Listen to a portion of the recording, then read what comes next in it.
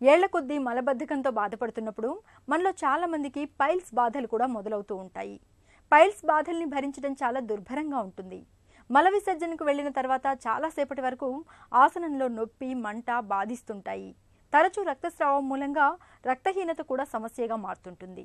నిత్య జీవితాన్ని దుర్భరంగా మార్చే పైల్స్ బాధలకు ఆయుర్వేద వైద్యం చెబుతున్న చికిత్సలు, పరిష్కార మార్గాల గురించి ఇప్పుడు తెలుసుకుందాం.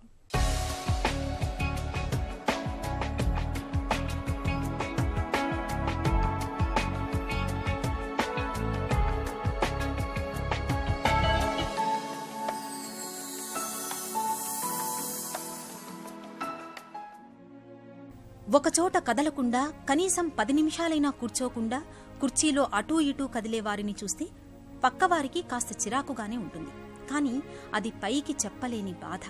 ఇంతగా బాధించే వ్యాధి పేరే పైల్స్. ఈ సమస్యను బయటకు చెప్పుకోలేక చాలామంది లోలోన మదన పడుతుంటారు. ప్రారంభ దశలోనే ఈ వ్యాధిని గుర్తించి చికిత్స తీసుకోవడం ఉత్తమం.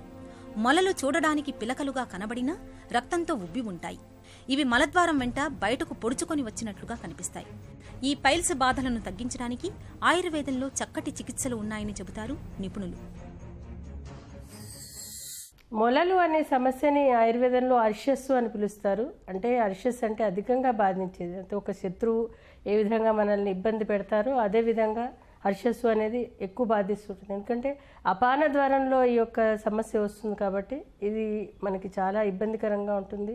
అలాగే ఆ యొక్క ప్రదేశంలో అత్యధికంగా రక్త ప్రసరణ జరుగుతూ ఉంటుంది కాబట్టి అక్కడ నొప్పి అనేది అధికంగా ఉంటుంది. కాబట్టి దీన్ని అర్షస్సు అని చెప్పడం జరిగింది. అయితే ఈ యొక్క సమస్య చాలా మటుకు ఏంటంటే మన ఆహార నియమాలు పాటించకపోవడం వల్ల వస్తూ ఉంటుంది. ఆయుర్వేదంలో దీన్ని చాలా రకాలంటే ముఖ్యంగా 6 రకాలుగా చెప్పడం జరిగింది.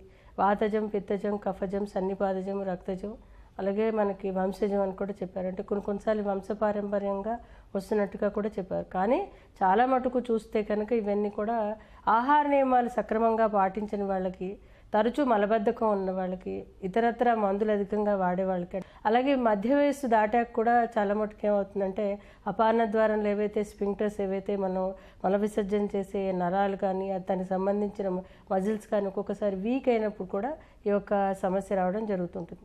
ఆహారంలో ఎక్కువ ఫైబర్స్ అంటే ఎక్కువ పీచు పదార్థాలు అధికంగా ఉన్నవి తీసుకోవాలి.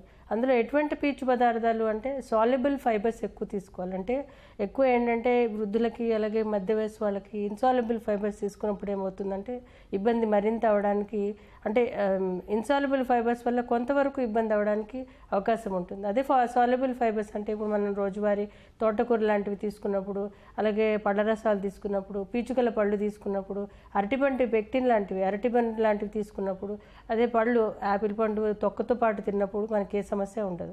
ఆహారంలో కూడా ఒక్కొక్కసారి చాలామంది పార్టీస్కి వాటికి వెళ్తూ ఉంటారు, మసాలాలు లాంటివి తీసుకుంటుంటారు, చికెన్ లాంటివి తీసుకుంటూ ఉంటారు, మటన్ లాంటివి తీసుకుంటూ ఉంటారు. ఇవన్నీ అరగడానికి సమయం పడుతుంది కాబట్టి ఇవి చాలా తక్కువగా తీసుకోవడం మంచిది. అదేవిధంగా ఈ యొక్క సమస్య ఉన్నవాళ్ళు మలబద్ధకం లేకుండా చూసుకోవాలి. ఆయుర్వేదంలో ఆహార నియమాల్లో మజ్జిగ మహా ఔషధంగా చెప్పారు. అంటే దీన్ని ఒక ఔషధంగా చెప్పారు మొలలకి. దీన్ని మీరు తరచూ కనుక రోజుకి 2-3 గ్లాసుల చొప్పున మజ్జిగ తీసుకోవడం ద్వారా మనకి శక్తి వస్తుంది. ఇది కూడా ఒక మిల్క్ సంబంధమైన ప్రోడక్టే కాబట్టి ఇది మనకి కాల్షియం లాంటివి ఇస్తుంది.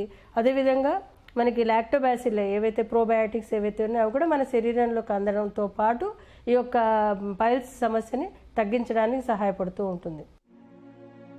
ఆయుర్వేదం పైల్స్ బాధలు తగ్గడానికి మన రోజువారీ ఆహార విహారాల్లో ప్రత్యేకమైన జాగ్రత్తలు తీసుకోవాలని చెబుతుంది. ముఖ్యంగా ఆహారంలో పీచు పదార్థాల మోతాదు ఎక్కువగా ఉండేలా చూసుకోవాలి. పీచు జీర్ణక్రియను సవ్యంగా, సాఫీగా జరిగేలా చూస్తుంది. తాజా పండ్లు, పళ్లరసాలు, కూరగాయలు, చిరుధాన్యాలను రోజువారీ ఆహారంలో ఒక భాగంగా చేసుకోవాలి. రోజు మొత్తంలో సాధ్యమైనంత ఎక్కువగా నీళ్లను తాగడాన్ని అలవాటు చేసుకోవాలి. మజ్జిగలో కొద్దిగా ఉప్పు మరియు కొద్దిగా నిమ్మరసం పిండి తీసుకోవడం మంచిది. అల్లం, తేనె, నిమ్మరసం, పుదీనాను నీళ్లలో కలిపి తీసుకోవడం వల్ల ఈ పైల్స్ బాధల నుంచి మంచి ఉపశమనం దొరుకుతుంది. 1/2 టీ స్పూన్ జీలకర్ర పొడిని 1 గ్లాసు నీళ్లలో వేసి నిత్యం తీసుకుంటూ ఉంటే ఈ పైల్స్ బాధల తీవ్రత చాలా వరకు తగ్గుతుంది. 1 గ్లాసు నీటిలో కొద్దిగా ఉల్లిపాయ రసం, కాస్త పంచదార కలిపి తీసుకోవడం మంచిది. అలాగే తులసి ఆకులను నీటిలో నానబెట్టి తరచూ చప్పరిస్తూ ఉండడం వల్ల కూడా చాలా వరకు పైల్స్ బాధలు తగ్గుతాయని చెబుతారు నిపుణులు. చిట్కాల విషయానికి వచ్చేసరికి ఆయుర్వేదంలో సూరణకంద అంటాం. అంటే ఏంటి, మనం ఎర్రగా ఉండేది పెద్ద కంద ఉంటుంది, అది దురద కంద అని కూడా చెప్తూ ఉంటాము. ఆ కందని మీరు పొట్టు తీసేసి దాన్ని ఎండబెట్టి పొడి చేసి ఆ పొడిలో మీరు పటికి బెల్లము, త్రికటుకాలు అంటే సొంటి, పిప్పళ్ళు, మిరియాలు ఈ యొక్క పదార్థాలను సమానంగా తీసుకుని దానికి 4 వంతులు ఈ సూరణకంద వేసి దాన్ని మీరు ప్రతిరోజు పొద్దున్న ఒక 2 చెంచాలు, సాయంత్రం ఒక 2 చెంచాలు తీసుకుంటే కనుక చాలా త్వరగా పనిచేస్తుంది. మన ఇళ్లలో కరక్కాయ దొరుకుతూ ఉంటుంది. ఆ కరక్కాయని పొడి చేసి పెట్టుకుని రోజు ఒక 1 చెంచాడు పొద్దున్న, 1 చెంచాడు సాయంత్రం కనుక వేడి నీళ్ళలో తీసుకుంటే కనుక ఇది కూడా చాలా బాగా పనిచేస్తుంది. కానీ కొంతమందికి నీళ్ళ విరేచనాలు అవ్వడానికి అవకాశం ఉంటుంది కాబట్టి వాళ్ళు చూసుకుని దాన్ని తగ్గించుకుని తీసుకుంటే కనుక చాలా బాగా పనిచేస్తుంది. ఇలా కాకుండా కొంతమందికి ఏంటంటే ఈ యొక్క పైల్స్లో రక్తం కూడా పడుతూ ఉంటుంది. మనకి మార్కెట్లో వట్టి వేళ్ళు, చందనము, అలాగే సారిబ ఈ 3 పదార్థాలు మార్కెట్లో దొరుకుతుంటాయి కాబట్టి వీటి మూడింటిని సమానంగా తీసుకుని వీటిని మనం కషాయంగా కాచి ప్రతిరోజు పొద్దున్న, సాయంత్రం తీసుకుంటే కూడా మంచి గుణం ఉంటుంది. అదేవిధంగా ధనియాలు కూడా మీకు ఈ యొక్క వేడి తగ్గించడానికి సహాయపడుతుంటాయి. మెంతులు చాలా అద్భుతంగా పనిచేస్తాయి.